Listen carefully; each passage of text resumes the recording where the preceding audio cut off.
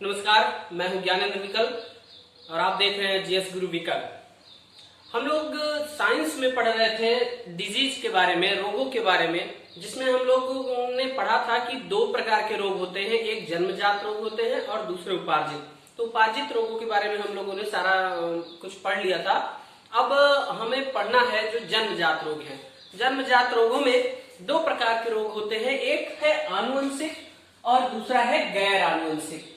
तो यहीं पे आप देख लीजिए जो जन्मजात रोग होते हैं, जन्मजात यानी कि जो जन्म से हो, तो इनमें दो कैटेगरी हो जाती है। एक आनुवंशिक है। आनुवंशिक का मतलब क्या होता है भाई? आनुवंशिक यानी कि जो एक पीढ़ी से दूसरी पीढ़ी में जाती है बीमारी, उन्हें आनुवंशिक कहते हैं। और दूसरा होता है गैर आनुवंशिक। तो यहाँ पर अगर इसकी कैटेगरी पूछी जाए, बहुत लोग कंफ्यूज हो जाते हैं, आनुवंशिक को जन्मजात कह देते हैं या जन्मजात। ये तो आनुवंशिक जन्मजात होता ही है, लेकिन सारे जन्मजात रोग आनुवंशिक नहीं होते हैं। तो अगर इसमें हम लोग देखें तो जितने भी सिंड्रोम हैं, अगर सिंड्रोम की बात करें तो जैसे Down syndrome, Turner syndrome, Klinefelter syndrome, ये कई बार आपके एग्जाम में पूछे गए क्वेश्चन हैं। तो सिंड्रोम, साथ ही साथ हीमोफीलिया,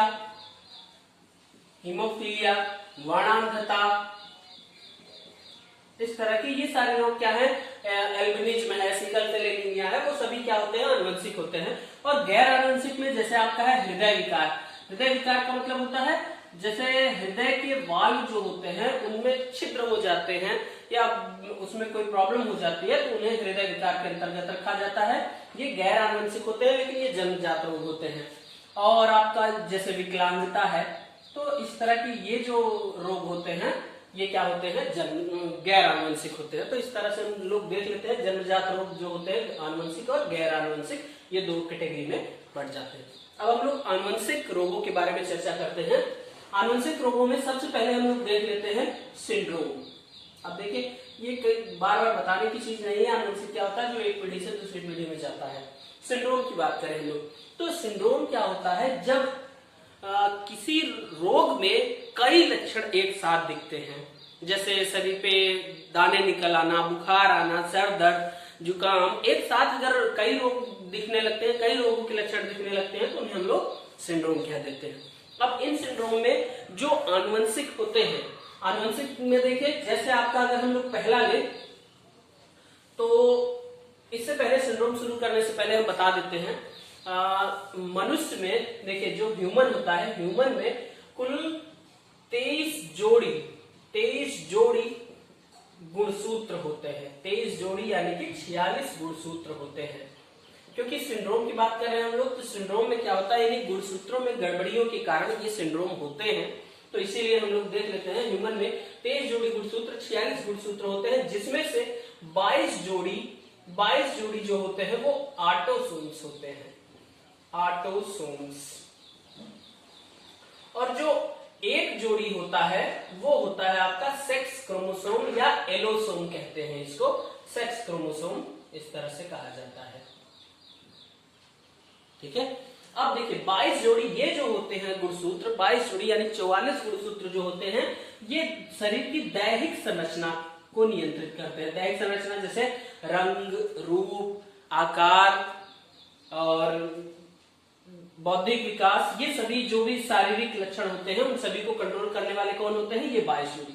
और ये जो एक जोड़ी है ये इसके जनिक लक्षण को कंट्रोल करता है, यानी कि वो नर होगा, मादा होगा या किन्नर होगा। इस तरह से 3 कैटेगरी में बांटा जा सकता है। तो ये डिसाइड क्या करता है कि वो क्या होगा, उसका लिंग निर्धारण करता है। ठीक है। तो इस तरह से 23 जोड़ी होते हैं। अब इसी में देखिए सिंड्रोम की बात करें हम लोग, तो पहला सिंड्रोम जो है हमारा वो है डाउन सिंड्रोम। डाउन सिंड्रोम, चलिए भाई देखिए डाउन सिंड्रोम क्या है। तो डाउन सिंड्रोम की बात करें तो इसको एक नाम से और जाना जाता है मंगोलिज्म या मंगोलिक जड़ता। मंगोलिक जड़ता क्यों कहते हैं भाई? देखिए ऐसा होता है कि जब ये किसी को सिंड्रोम हो जाता है तो ऐसे व्यक्तियों में क्या होता है, वो मंगोलों जैसे दिखाई देने लगते हैं, यानी कि कद छोटा हो जाता है, मुख खुला रहता है, जीभ मोटी हो जाती है, थोड़ी सी बाहर की ओर झुकी रहती है, मानसिक मंद बुद्धि के होते हैं। तो इस तरह की ये मंगोलिक लक्षण जो होते हैं वो दिखाई पड़ते हैं, इसलिए इसको डाउन सिंड्रोम कह दिया जाता है। तो इसमें होता क्या है भाई, देखिए जो 21वां गुणसूत्र होता है, 21वीं जोड़ी के गुणसूत्र में, 21वीं जोड़ी के गुणसूत्र में एक गुणसूत्र एक्स्ट्रा हो जाता है, एक गुणसूत्र बढ़ जाता है +1, यानी कि टोटल कितने हो गए भाई 47 क्रोमोसोम हो जाते हैं, 47 क्रोमोसोम हो जाते हैं। इसलिए ये सिंड्रोम हो जाता है डाउन सिंड्रोम। और इस डाउन सिंड्रोम में क्या हो जाता है भैया, अगर इसका लक्षण देखें तो क्या हो जाता है, कद छोटा, मुख खुला रहता है, जीभ मोटी व बाहर की ओर,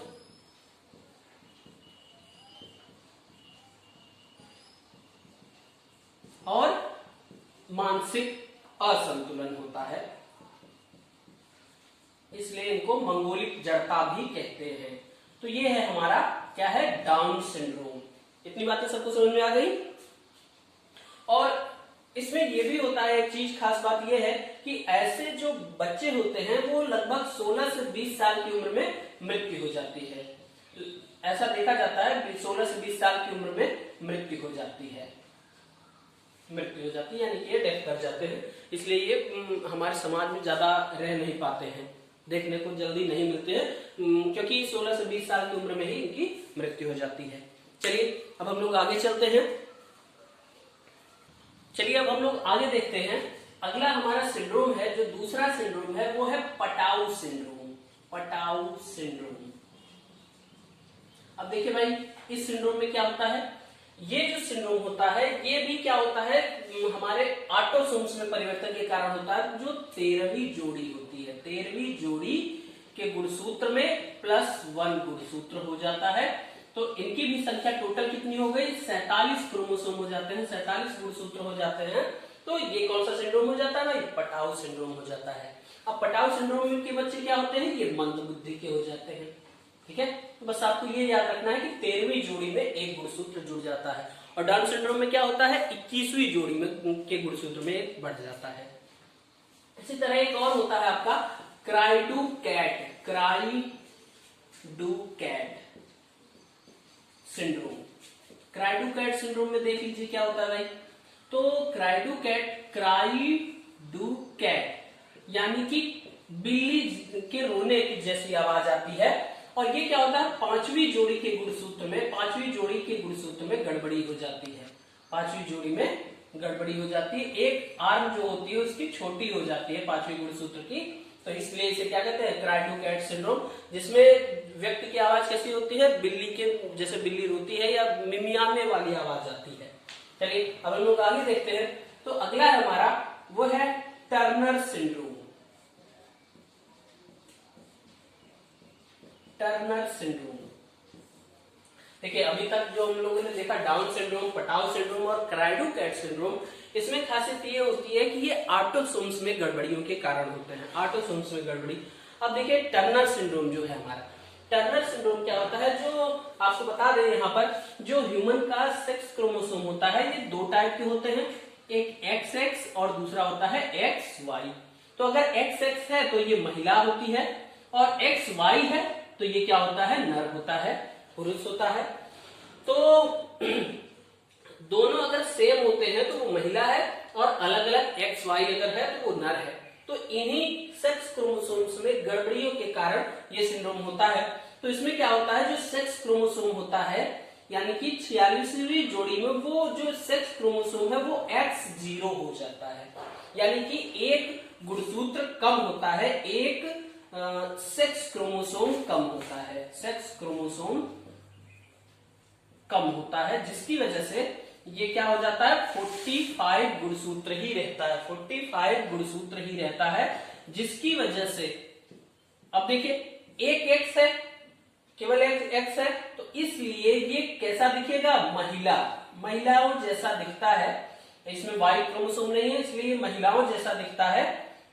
और इसको हम लोग कह सकते हैं, अब देखिए एक X है तो इसमें ना ही ये नर के गुण है ना ही मादा के गुण है, इसलिए ये महिला किन्नर के रूप में देखे जा सकते हैं, या जो फीमेल्स स्टेराइल होते हैं उनकी कैटेगरी में ये आते हैं।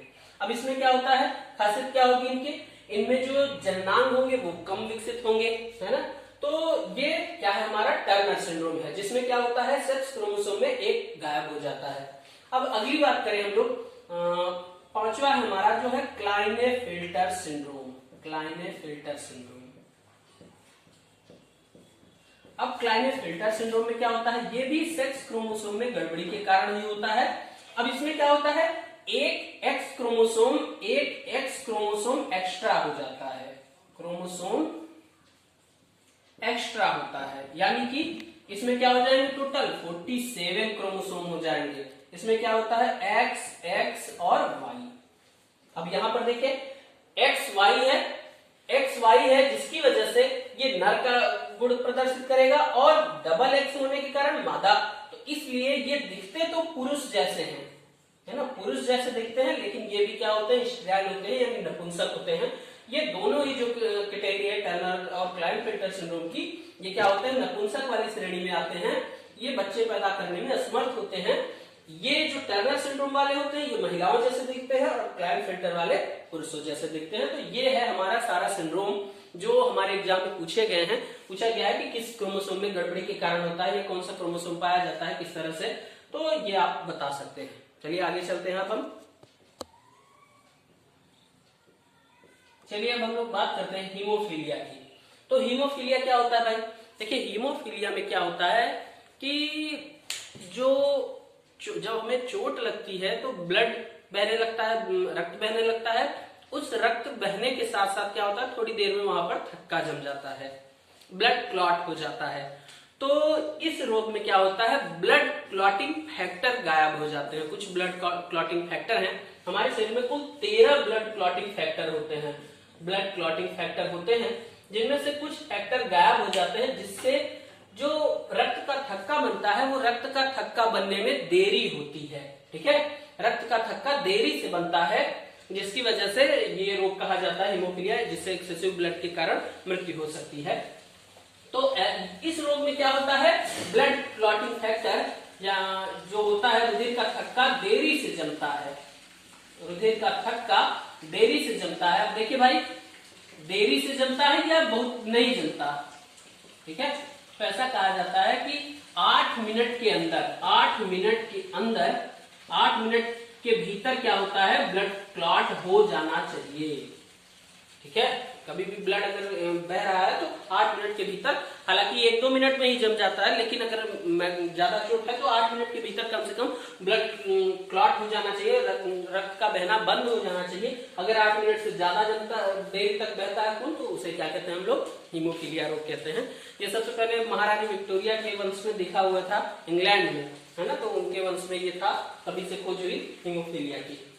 ठीक है, देखिए अब इसमें क्या होता है कि हीमोफीलिया में जो ब्लड क्लॉटिंग फैक्टर नहीं रहता, ब्लड क्लॉटिंग फैक्टर अगर नहीं रहेगा तो ब्लड क्लॉटिंग जो प्रोटीन होती है, जैसे फाइब्रिनोजन इसमें होता है, फाइब्रिनोजन और प्रोथ्रोम्बिन, ये प्रोटीनों का निर्माण नहीं होता। प्रोथ्रोम्बिन ये ब्लड क्लॉटिंग फैक्टर कहे जाते हैं, जिसकी वजह से ब्लड क्लॉट होता है, फाइब्रिनोजन, प्रोथ्रोम्बिन। तो इन प्रोटीन का निर्माण नहीं होता, इन क्लॉटिंग फैक्टर का निर्माण नहीं होता, जिसकी वजह से रुधिर का थक्का नहीं बनता है।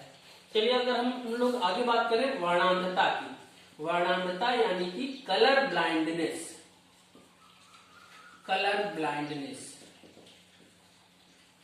नाम से समझ में आ रहा है, कलर का अंधा, है ना, वर्ण यानी कि रंगों में भेद नहीं कर पाना। अब रंगों में भेद नहीं कर पाने का इसमें तात्पर्य क्या होता है, इसमें क्या होता है, लाल व हरे रंग में विभेद नहीं कर पाता। लाल व हरे रंग में जो होता है ये व्यक्ति को अंतर पता नहीं चलता है, विभेद नहीं कर पाता। इस रोग को क्या कहते हैं, वर्णांधता कहते हैं। और ऐसे लोगों को ड्राइवर नहीं बनाया जा सकता है। आप जानते हैं सिग्नल लाल व हरे रंग के होते हैं और उन्हें कलर पता ही नहीं चलेगा कि कौन सा लाल है, कौन सा कब जाना है, कब रुकना है। ठीक है, तो लाल व हरे रंग में विभेद नहीं कर पाता, ऐसे लोगों को ड्राइवर नहीं बनाया जा सकता। तो ऐसा रोग क्या कहलाता है, वर्णांधता। ये हीमोफीलिया, वर्णांधता, ये भी सब क्या है, आनुवंशिक रोग ही हैं जो हम लोग पढ़ रहे हैं। दूसरा इसके बाद होता है हमारा रंजकहीनता, रंजकहीनता, एल्बिनिज्म। देखिए आप लोगों ने कभी किसी को देखा होगा, देखिए कि उनकी स्किन एकदम व्हाइट हो जाती है, व्हाइट हो जाती है। तो होता क्या है, हमारी जो स्किन होती है, स्किन में एक मेलानिन नामक पिगमेंट होता है, मिलेनिन नामक पिगमेंट होता है, मिलेनिन वर्णक होता है, इसकी वजह से त्वचा का रंग होता है हमारे, या यूं कहे जितना ज्यादा मिलेनिन होगा वो उतना ज्यादा डार्क होता है। तो मिलेनिन वर्णक ये जब बनता ही नहीं, तो जब बनेगा नहीं तो पूरी त्वचा क्या होती है, सफेद पड़ने लगती है। और ऐसे में क्या होता है, जब मिलेनिन पिगमेंट नहीं होता तो धूप में बहुत जलन भी होती है। तो ऐसी बीमारी को क्या कहते हैं, रंजकहीनता या एल्बिनिज्म कहते हैं। ये मिलेनिन वर्णक क्या होता है, मिलेनिन पिगमेंट जो है वो शरीर में नहीं बनता है। ठीक है, तो ये बात क्लियर हो गई। अब देखिए इसके बाद एक और है आपका sickle cell anaemia. Sickle cell anaemia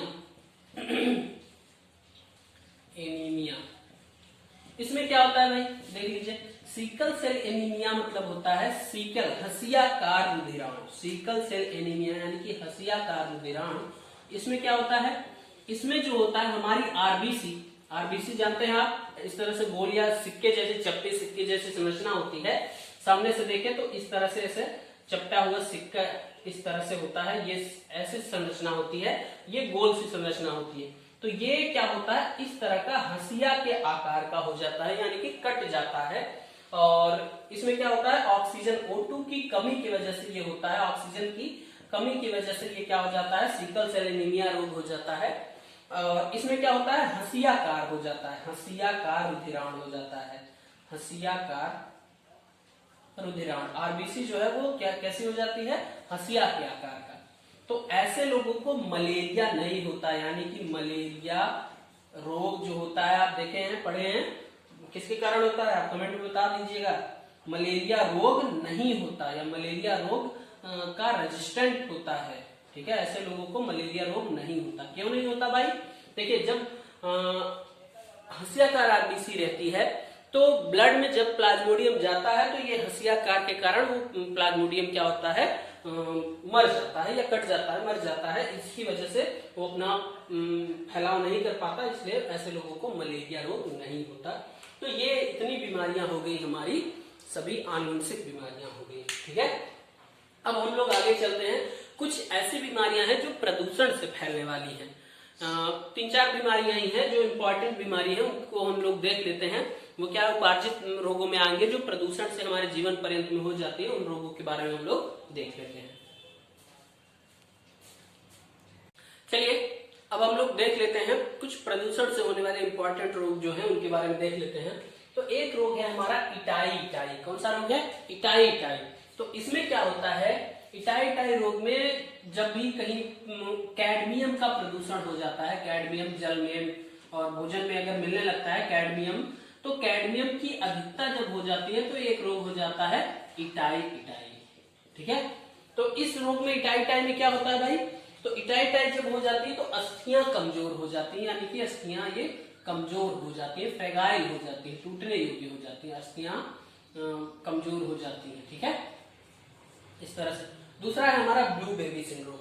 तो ब्लू बेबी सिंड्रोम जो होता है ये हमारा, ये जल में नाइट्रेट की अधिकता के कारण, ऐसा स्थान जहां पर जल में नाइट्रेट की अधिकता होती है। आप जानते हैं नाइट्रेट क्या होता है, दलहनी फसलों के लिए बहुत इंपॉर्टेंट होता है जल में नाइट्रेट। लेकिन अगर कभी नाइट्रेट की अधिकता हो गई और वो हमारे शरीर में डायरेक्ट जाने लगा तो बहुत ही ज्यादा नुकसानदायक होता है, जिसकी वजह से अगर कोई प्रेग्नेंट वुमेन है तो उसमें जो बच्चा होता है पेट में, उसमें नाइट्रेट की अधिकता के कारण उसका जो सिर होता है वो, या चेहरा जो होता है, ऐसे कहें चेहरा जो होता है वो नीला पड़ने लगता है, चेहरा नीला पड़ने लगता है, जिसकी वजह से उसकी मृत्यु भी हो सकती है। ठीक है, और वो क्या होता है, ब्लड में दरअसल होता है जो ऑक्सीजन जाती है उसकी वजह से ऑक्सीजन की भरपाई नहीं हो पाती, जिसकी वजह से चेहरा क्या होता है वो नीला पड़ने लगता है। ठीक है, तो ये है हमारा blue baby syndrome. Black foot, अब देखिए ब्लैक फुट क्या है, यहीं पे ब्लैक फुट हम लोग देख लेते हैं। आपको याद होगा तो हमने बताया था एक बीमारी एथलीट फुट। तो एथलीट फुट क्या होती है बीमारी, ये आप लोग हमको कमेंट में बताएंगे। और जो ये ब्लैक फुट होता है ये क्या होता है, आर्सेनिक की अधिकता के कारण। आर्सेनिक जब अशुद्धियों के रूप में हमारे शरीर में जाने लगता है, आर्सेनिक की अधिकता होने लगती है, तो कौन सी बीमारी हो जाती है भाई, ब्लैक फुट हो जाती है। ठीक है, इसमें क्या होता है, जो चमड़ा होता है यानी कि जो हमारी स्किन होती है, स्किन और लंग्स, स्किन और लंग्स प्रभावित हो जाते हैं, स्किन और लंग्स जो होते हैं वो इफेक्टेड होते हैं, इसमें इफेक्टेड होते हैं। अब देखिए लास्ट है हमारी मिनीमाटा रोग। मिनीमाटा रोग बहुत ही फेमस बीमारी है, ये जापान में हुई थी। जापान में हुआ क्या था, एक जगह है, एक खाड़ी है मिनीमाटा। तो मिनीमाटा में क्या हुआ, वहां पर क्या हुआ, वहां के पानी में पारे की अधिकता हो गई थी। किसकी अधिकता हो गई थी भाई? पारे की अधिकता हो गई थी, मरकरी की। ठीक है, अब उस जल में जब पारे की अधिकता है, पारे की अधिकता है, तो उस पारे को क्या करेंगे, वहां के जो जीव हैं जैसे मछलियां हैं वो सभी खाएंगी, तो मछलियों के शरीर के अंदर पारा चला जाएगा और ये नष्ट नहीं होता, इसलिए जो ऐसे मछलियों को जब लोग खाएंगे तो उनके शरीर में चला जाएगा, तो ये एक रोग हो जाता है। उस रोग को क्या कहते हैं? मिनीमाटा रोग कहते हैं। ऐसे में क्या हो जाता है, मानसिक असंतुलन होने लगता है, यानी कि पगलाने लगते हैं लोग इस रोग में। ठीक है, साथ ही साथ क्या होती हैं, अस्थियां भी कमजोर हो जाती हैं, अस्थियां प्रभावित होती हैं। ठीक है, इस तरह से ये कौन सा रोग हो जाता है? मिनीमाटा रोग हो जाता है। तो मानसिक असंतुलन और क्या होता है, अस्थियां प्रभावित होती हैं, इसे क्या कहते हैं? मिनीमाटा रोग। तो ये है हमारे प्रदूषण से होने वाले रोग। तो इस तरह से हम लोगों ने सभी लगभग सभी रोगों के बारे में देख लिया है जो हमारे कंपटीशन एग्जाम में आते हैं। आप इसे अच्छे से तैयार कर लीजिए, एक नोट्स बनाकर प्रॉपर वे में लिख लीजिए और एकदम अपने दिमाग में बैठा लीजिए, क्योंकि इनसे डायरेक्ट क्वेश्चन आए हुए हैं आपके एग्जाम में और आएंगे। और इस तरह से आप इसको पूरी तरह से तैयार कर लीजिए। और वीडियो देखने के लिए आप सभी का बहुत बहुत धन्यवाद।